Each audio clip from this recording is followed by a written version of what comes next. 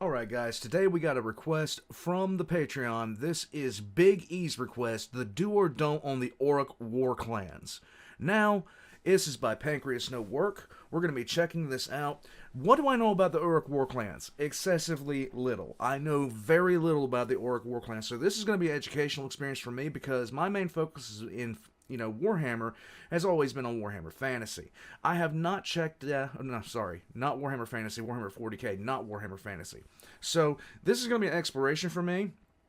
I knew enough about it, know enough about fantasy, just to know, the general basis. Archeon, the Ever-Chosen, you have, Emperor Karl Franz, Britannia, Lady in the Lake, Knights, Dark Elves, all that other kind of stuff. I know all of that. I know about Dwarven Slayers, Gotrek. I know those things. I don't know close to everything. And of course, yes, I know about the Skaven. So, every single time I see a video about Warhammer Fantasy, it's either going to be about things that I have, at least some working knowledge of, or not at all. And in this case, this is not at all. So we're going to be checking out this video that he put together on the Orruk Warclans. And I hope you guys enjoy because I know I'm going to. It's PancreasNoWork. I really like the way he puts out his stuff. Here we go. Reason that being big and angry lends itself towards being green? I mean, of course, there's the Incredible Hulk, but also people like Doomguy. I understand being big and angry. I mean, being big helps beat the snot out of people when you're angry. But why green? I associate the color green with things like rolling fields of grass or trails winding through a beautiful forest. And when it comes to fictional beings, apparently the color green is what you want to go with when you want something to be as predisposed towards spectacular displays of violence as possible. Yes. I mean, I don't really mind it, to be fair. The Hulk being neon pink just doesn't really look right after all. And also please imagine that the Hulk on screen right now is pink, because I don't own Photoshop yet and I don't know how to do that. Then, uranium is green, so I guess green can have some pretty negative connotations. Anyways, yeah, Warhammer. Orruk Warclans. Let's go. But first, a scenario for you. Okay. Let's say that you're journeying across the internet looking for whatever, it doesn't really matter. I'm not one to pry. Maybe, for whatever reason in your travels, you come across a website that perhaps isn't the most legitimate in the world. Right. Suddenly, messages pop up across the screen with the worst of news. Your computer has been infected with a virus. Oh, Thankfully, no. a free antivirus software is being offered in that very same message. Yep. You download the program, and just like that, you've screwed yourself. The real virus is now in your computer, and your data is at risk. If only there's a way you could have protected yourself. But I have good news, because there is, with NordVPN, the sponsor of today's video. And we color match, which is awesome. Just a single solitary click, you're safe, because NordVPN has this wonderful feature called Threat Protection. Imagine some jerk in a D&D campaign who somehow manages to be resistant to every type of damage and makes the DM have to throw the strongest enemies possible at the party in order for the game to be remotely challenging. That's Nord, but I've actually been that by accident. unlike that jerk, you're going to be thankful for what this service has to offer you. Intrusive ads and web trackers? No sir, NordVPN ensures they can't touch you. And it even scans URLs automatically and blocks malicious ones, which I personally find incredibly helpful. Because Very when I'm nice. wandering around the internet looking for relevant images and whatnot for videos, it's nice to know I'm not about to get my computer clowned on because I saw some really cool Eldar art, but the website it's located on has more Trojans than the actual city of Troy. And consider that perhaps you've been tracked by some nefarious ne'er-do-wells who want to track you down via the internet and steal all of your Yu-Gi-Oh cards once you let your guard down. Because Nord blocks trackers, this scenario can never happen, and your Blue Eyes White Dragon will remain safe in your hands. This can be shared across 6 of your devices, by the way, so assuming you don't own 5 different computers and 10 phones, everything you own will be secure. But not only that, in that same click, you can be in one of 5,600 servers across 59 countries. That's, by my estimation, 59 times more countries than the... We're expecting a blizzard tonight. I'm so fed up with snow, guys. It's not even funny, and I'm expecting to hear that most of the night. one you exist in at any given moment. If you can't access a TV show you really want on your country's version of a streaming service, simply set yourself to another one and have a look. The same goes for video games that are for whatever reason blocked in your country. Or maybe you're a savvy consumer looking for the best prices, and a game or service you want isn't offering any savings. No problem, since Nord lets you... Guys, you may wonder why I let these ads play. And reason being 2 things. One, he was sponsored by them. And I want, if you guys find you have a need for this, I want you to have the information. And I'm going to provide the link down below. And, yeah. The second reason is real simple. I want to support this creator as much as I possibly can, and that's all I'm going to say about that. There we go. Use servers in 59 different countries. If a Steam sale only applies to the German version of the website, then as far as your computer is concerned, you are in Germany. Yay. And because Nord is such a wonderful VPN, it also helps you avoid DDoSing or your providers throttling your streaming speed. If you want to watch all of Game of Thrones in a single setting, NordVPN has your back. If I haven't convinced you yet, then maybe this'll do it. If you use the link https://nordvpn.com/PancreasNoWork, or with the link in the description and the pinned comment, you get a massive discount that's risk-free with Nord's 30-day money-back guarantee. Additionally, with a purchase of a 2-year plan, you get 4 months for free. Safety is no joke, and you not only have a chance to ensure you're protected with Nord's extensive list of services, but you have an entire 30 days to decide if you think it's worth it. We all know that money speaks, and between the discount and the trial period, there's no reason not to at least give Nord a try today. Download NordVPN today and ensure that you're not only getting the most out of your internet, but you're safe all the while. Guys, support Alright, PancreasNoWork now onto the with that Orruks. if you The want Orruk that. Warclans, or as I'm going... If you guys are looking for a VPN and you've been thinking about it and decide to get it, use his promo code, okay? Going to refer to them from here on out. The Orc Warclans are Age of Sigmar's version of the Big Mean Green Tide. Half of it anyway, not that the goblins are doing their own thing else. I should have figured that out, but I thought it, I thought it might have been a different species, but I'm an idiot. Where? Good for them, I say. They've always been a part of Age of Sigmar, even in the earliest times of the Age of Myth. Initially, it was just the Bone Splitters, or as they were known in Warhammer Fantasy, the Savage Orcs. As fighting grew fiercer, the Ironjaws, the real big lads, came about in small pockets where the violence was the fiercest, as no matter the setting, orcs get bigger the more they fight. There was also the Cruel Boys, orcs who were bigger fans of Mork than Gork, and were naturally stealthier and ever so slightly smarter for it. They all just sort of wandered around the mortal realms looking for things to fight, and usually finding it in the form of beastmen. Although naturally everything was fair game as far as they were concerned, it was just beastmen were the usual enemy. Right. As for their gods, or should I say god, Gorkamorka eventually fused into being after Gorkamork fused. Yeah, I couldn't find anything on how that happened, they just sort of did it. Apparently whenever the greenskins are fully united they fuse, but I like to imagine they watched a lot of Dragon Ball Z and practiced synchronized dancing until they got it right. Either way, Sigmar found Gorkamorka trapped in amber and freedom, whereupon Gorkamorka thanked him by punching Sigmar straight in the jaw. He also knocked out the magical dragon hanging around Sigmar in one punch, but that's neither here nor there. That's not surprising. It's honestly to be expected.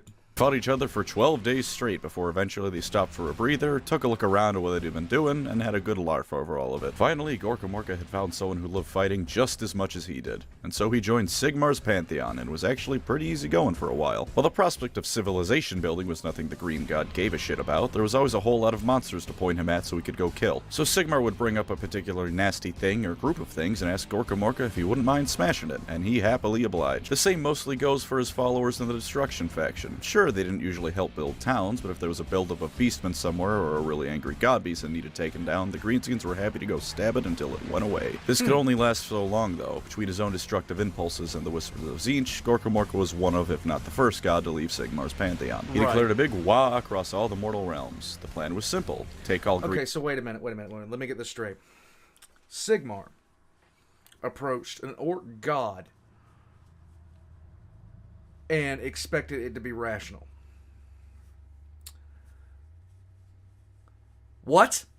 Greenskins and his other followers, tell them to rampage across reality, and when they finally hit the edge, turn around and do it all over again. And yeah, that was the state of things until the invasion of Chaos. By this point, everyone was panicking over the people who blew up the world last time making a reappearance, but not the orcs. No, they were having the time of their lives. The Cruel Boys waged guerrilla warfare and were pretty successful with it. The Bone Splitters were happy to fight as always, and the Ironjaws started appearing in ever-increasing numbers. Chaos provides the best fights, after all, and the best fights create the artist of orcs. It's like that strong men create good times meme, except it's a circle that only ever creates bigger orcs. Indeed, when Archaon told one of his lieutenants to rid the realm of Gur of all orcs, Chaos found that it just couldn't be done. This makes the realm of beasts one of the safest ones from Chaos, and Gorkamorka one of the most successful deities at dealing with Chaos, after only Sigmar and Malekith. Props to them, I say. Flash forward through time, and the Orc Warclans are doing what they do best. Wait a minute. Smashing things. Wait a minute. Malekith is a god?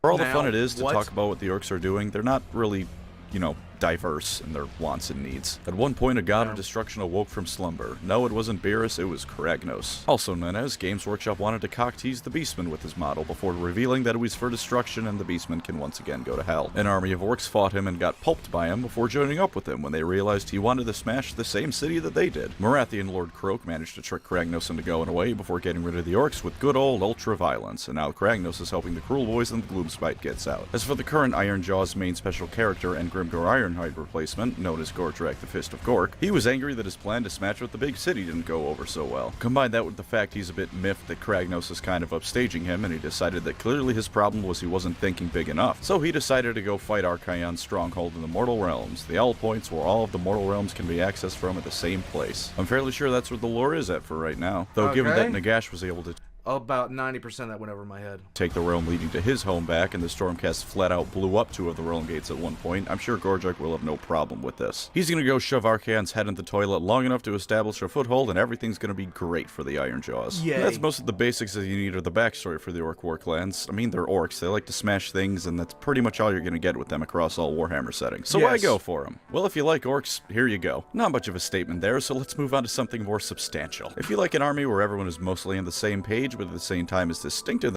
Oh my god, I love this. I love this miniature right here. I love that.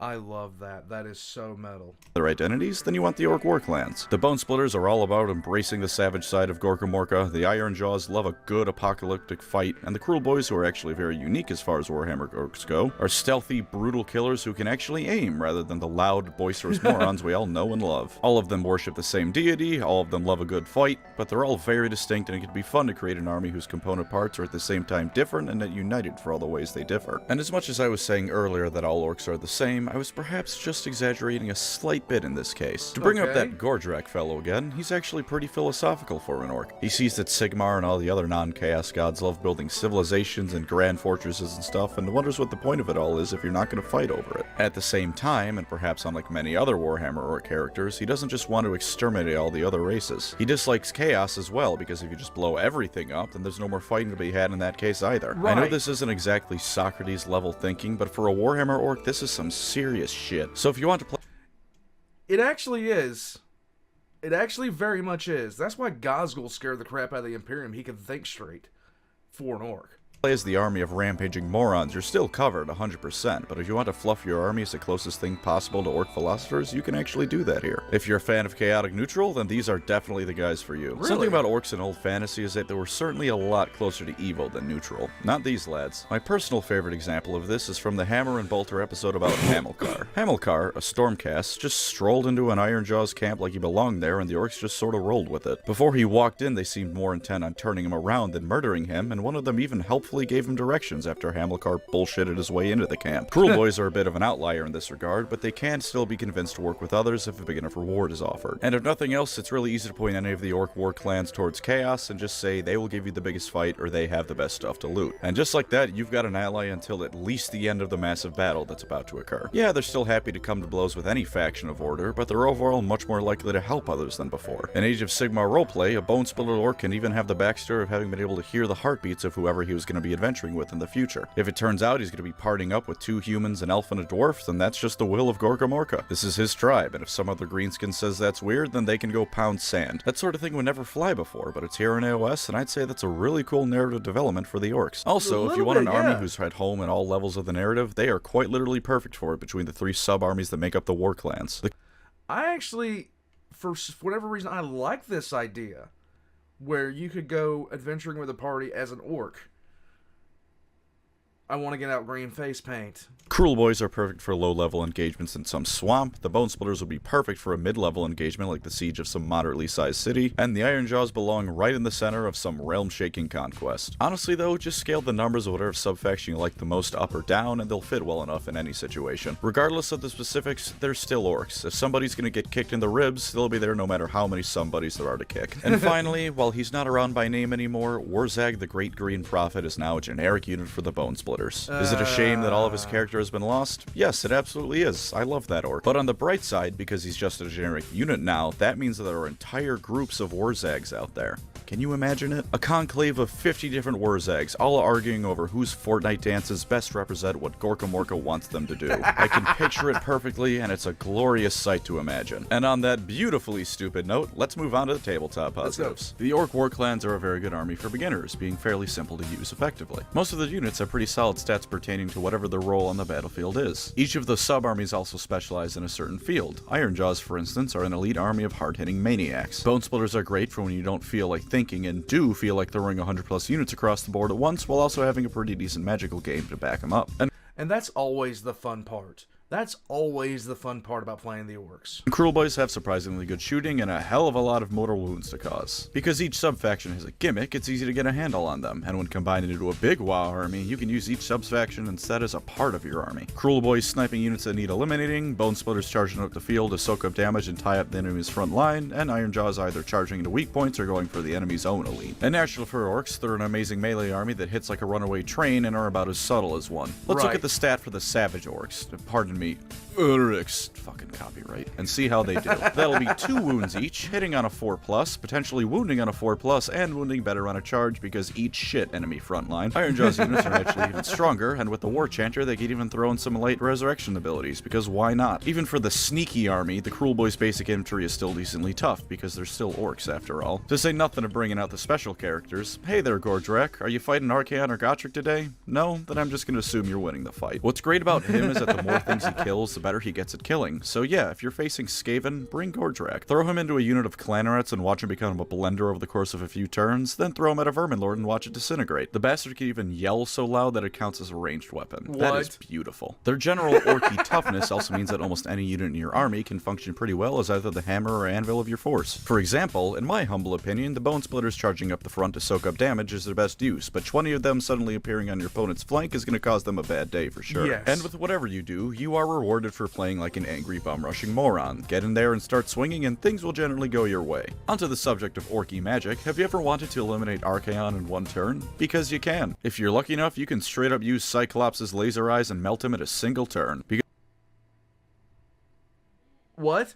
Because with the Wargog Prophet, every time you roll a 3 or higher, you deal D3 mortal wounds. But the kicker is, you can keep doing this. Over and over and over. Sure, if you roll a 1 or a 2, you stop melting them and take d6 wounds, which, so we're all clear on the matter, is explicitly noted as the orc's head exploding, but that is completely worth the risk, if for no other reason than watching your opponent get madder and madder as his elite Death Star unit just disintegrates into the wind. There's also Foot of Gork, which is a similar deal. Casting value at 10 is a bit much, but if you pull it off, that's a cool d6 mortal wounds on whatever poor bastard is getting stomped flat today. And if you roll a 4 or higher, you keep stomping and stomping and stomp. Yeah, you get what I'm going for here. Look, mighty Edbutt, the shaman headbutts the air. I love it. That's so funny to me. Other gods are all about empowering you with holy might or giving you the courage and willpower to face your adversaries. Meanwhile, look at this. The big green hand of Gork. A ghostly green hand picks up a mog of Orruks and plonks them down where they are most needed. That's ridiculous. That is stupid. The mighty headbutt is ridiculous. The shaman headbutts the air, projecting a wave of green energy that seeks out enemy bosses to nut. Wizards are particularly vulnerable to this brutal form of law magic. Gork is just like, cheers mate, this one's on me, and kicks the shit out of whatever is bothering you. And this time it doesn't even hurt you when you roll under a 4. Gork just takes a breather and stops kicking for a bit. There's other spells, of course, if for some reason you want to look at them, but they're a lot less interesting, so I don't care to mention them. Besides, between the mask and the Foot of Gork, they're just too fun not to use. Why would you use anything else? Much like the Skaven, if you're playing the orcs, it should be go big or go home. Each sub-faction also has a variety of different abilities that's based on their aesthetic. For example, the Cruel Boys can rig a piece of terrain to be trapped and hurt enemy units when they go near it. And when you combine them into a single army, these are replaced with WoW points that give bonuses to a variety of different things for different costs depending on what exactly you want to do. So you can synergize the combined army of your dreams or lean into what makes your favorite sub-faction great and go whole hog on a single skill set. Lastly, for a positive that I randomly switch between placing it in tabletop and non-tabletop because I am a silly little moron, the Orc Warclan models all look damn good. Roid proper orky indeed. It does make sense, while with 2/3 of the sub-factions being developed for Age of Sigmar, and thus being very new and having a lot of GW of money thrown at them to make them look all purdy-like. But even the Bone Splitters and their old fantasy models still look pretty good. Yeah, you can tell they're a bit older, but I still think they held up pretty nicely. They've certainly held up more than the Chaos Warriors, who are all doing the exact same stock-still pose. Seriously, look at them. This is the single least threatening pose I can think of, short of the fetal position, and these are supposed to be Vikings aligned to hell. But even though it's October, I must still acknowledge that the Green Boys have flaws. For the first lore one, as Warhammer Orcs, your motivations generally boil down to, we like fighting. Now there's a lot of different specifics you can work with. For example, the Cruel Boys love putting together bigger and better range weaponry to fight with. But at the end of the day... Yeah, but that's that's their whole point, and that's the great part about them. You don't really have to wonder why they're doing what they're doing. Why did this thing just hit them in the face? What kind of diplomatic repercussions? It's an orc. You should have expected this. Hey, that's still a motivation that's based around stuff that leads to more fighting happening. And while the Ironjaws and others might be a bit more philosophical than other Warhammer orcs, that's still comparing them to the standards of other orcs. There's no grand dreams of a perfect civilization or peace throughout the mortal realm, so if you want something like that, then don't go here. Right. Because of this, and due to the fact that even the elite orcs are narratively portrayed as a rampaging horde faction, in narrative events, they aren't the most likely to win. Because if they did and got what they wanted, another faction would almost certainly have to lose hard. To slightly backpedal on that statement, AOS is far better than either 40k or even fantasy ever have been with allowing their poster boy factions to lose. But still, the grand goals of the orcs are perhaps some of the most unlikely ones to be accomplished because they boil down to, and then everyone lost and we fought forever. Sure, they don't want to completely eradicate the other guys, at least not in the same way that Chaos does, but that doesn't mean they want to cooperate with others or let them succeed. So for those reasons, expect to generally be both on the losing side and to be portrayed as the antagonist that gets mowed down before the real villain shows up in narrative events. Believe it or not though, I'm kinda light on narrative flaws for these guys. Maybe I'm just biased or there's a flaw that I'm missing that's right in my face, but I think they're resoundingly well made as far as their lore goes. And while this may be a bit lazy, any flaws I can think of would just be me repeating what I said in my Orc video for 40k. Moving out of tabletop flaws though, there's a few things to be discussed. Each of the Orc sub-armies have fairly noticeable drawbacks. The Ironjaws, for instance, have a slow as all hell base move speed. And while there's a variety of ways to mitigate this, if you either choose not to use them or can't, they're not going anywhere. Catapults. Fast. They've also got a bit of a problem with being able to cause mortal wounds. The Bone Splitters, at least by design, are supposed to be best at targeting big monsters, and if your opponent doesn't have many big monsters, you're going to be feeling a bit awkward as your otherwise fragile orcs die in droves. And with that being said, from my recent readings, it seems like their monster killing capabilities have been nerfed, so they might be on the weaker end as far as things go. And the Cruel Boys are all about using clever tactics and subverting the enemy. Essentially, if you aren't playing like a douchebag, the enemy has the advantage by default. And while combining them together can help, you lose out on faction-specific abilities and need to use the big WoW one. Those abilities are helpful, but gaining the points needed to use them can be a slow process compared to using abilities granted by sticking to one of the 3 sub-armies. In fact, aside from the big WoW abilities you use with the WoW points, I don't really think there's any buffs to a mixed army. The boys unfortunately don't play super well together. For some more general things across the Warclans as a whole, their bravery isn't great. It's not Skaven bad or anything, but the lads might be a bit flighty when you want them to stay stuck in. Right. Command abilities and other buffs can mitigate this, same as with the movement issues the Ironjaws have, but the same drawback applies where if you can't use them or don't use them, you're going to lose a few models to a rout. Earlier I mentioned the many units can be either the hammer or the anvil. This is great for flexibility, but the flip side of that is that they don't really excel in either field. Even their cavalry isn't that much better than their infantry, it's just really fast and can hurt a bit more on the charge. So to make a comparison to 40k, while they aren't stuck with the Eldar problem of them being useless outside of their comfort zone, they don't have the Eldar benefit of being able to almost always win if they're in their element. As for their magic, they're in a very interesting position. Their spells are all pretty good, even the ones I didn't mention because they're not as funny as just stepping on the enemy. The problem is that their casters aren't great. Not Warzag is pretty solid, but the rest of them might leave you feeling a bit disappointed. There's decent odds that an enemy caster can unbind their spells, and if you're going against an army with either a lot of dedicated mages or one that has a super caster like Teclis or Nagash, you are not going to be winning the magical game. It's just not happening. Not too much of a problem against armies with little magical presence, but it's always something to keep in mind if your strategy relies on letting Gork take care of the heavy lifting. All of these armies are also pretty lackluster in terms of the allies they can take. You can get a couple hundred points of Gloomspite Gits in bigger games or take a mercenary Gargan, but aside from that, you're stuck with whatever this faction has to use. Not the worst flaw to have, all things considered, but it's something you should keep in mind when building your force. For more model-specific problems to end off on, well, I hope you like green paint, because my god are you gonna need it. Especially with the Bone Splitters, because the nudist orcs are mean, green, and proud of it. So I hope you don't mind that your army is probably not going to be the most visually varied one around. The models still do look great, but there might not be too much diversity going on in between the same unit. Lastly, their pricing. It's kind of all over the place, but for the sake of argument, I'm assuming you'll be playing a mixed army. In which case, they're definitely more towards the expensive end of things. Bone Splitters are a horde army, so that's going to be a lot of money because of that. Sure, you get a lot of units per box of them, but you need to buy a lot of those boxes. Right. Ironjaws, meanwhile, may be elite, but good lord is GW not holding back on the pricing for them. Doesn't it just feel great to drop $60 on 5 models? And the Cruel Boys, meanwhile, get the worst of both worlds. Pound for pound, there's odds you're going to be spending more on them than the Bone Splitters, and you need more boxes of them than the Ironjaws. Hello, Oh Gobsprack, my how God. nice of you and your $150 price tag to drop by and steal all of my money. And there you have it, the Orruk Warclans. I have finally decided to put out something Orc related this month. Next time I'll be sure to fix that and put out something Halo related. There you go. 77k subs after all, and that's the special Bungie number. Though maybe we'll take a bit of a look at the old world first, see what's going on there. As always, thank you to my wonderful channel members. You were the Alright, Gork let's to my see. Mork. Let's Without see. you, my cutting brutality would have no... Just to reiterate on that last part, by the way, it's Gork and Mork, not Mork and Gork. I shall brooker no argument, and anyone who disagrees can go eat dirt. Alright, so...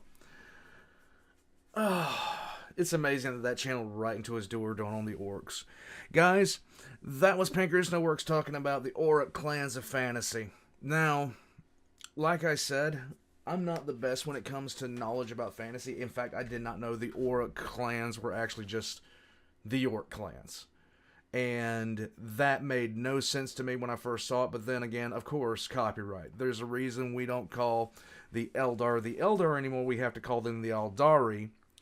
Because GW tries to copyright everything, including the word pauldron. And no, I'm not kidding about that. Guys, what can I say? I love the orcs as a faction. I was talking to somebody yesterday about, what would I like to see out of 40k, and I would love to see more Xenos factions for 40k, like the Harud. I would love to see the Harud, because they're still a vibe. They're still out there. They're still out there. I would really like to see them. There were a couple others I would like to see. I would love to see a 30k version of the Interex. I would love to see that. That would be great. But all things considered, guys, fantasy has never been my primary focus. It's always been 40k. But I like the fact that the orcs in fantasy are a little bit more reasonable, and you can do more stuff with them in terms of just storytelling, motivations and things like that. Besides just purely, we're going to go over here and we're going to beat the living hell out of somebody. I love my 40k orcs because they have no sense. But at the same time, the fantasy orcs seem like you could have a lot more fun with them from a universal storytelling standpoint, instead of just, what we normally get, which is just the Green Tide. The Green Tide, a bunch of orcs suddenly decided to go on a holy crusade / bar crawl. But I still love my 40k orcs. I can't get over it. Like, Grizzguts is one of my favorite orcs of all time. And nobody can convince me otherwise. That isn't one of the best stories I've ever heard. Brutal Cunning is a great book if you guys want to read the mindset of the orcs and how they figure out how they're going to do things and why they're going to do things. Until next time, guys, all of PancreasNoWork's links are going to be in the description down below, right next to my own. Check out, if you're interested in that VPN, I'll have that promotion down below if it's still running. I don't know if it's still running or not. I'm also going to be having my links down there, including merchandise made by Valt, my Patreon, and guys, the Discord where you can jump in and throw rocks at me. Until then, guys, I'll catch you next time. Later, Warpugs.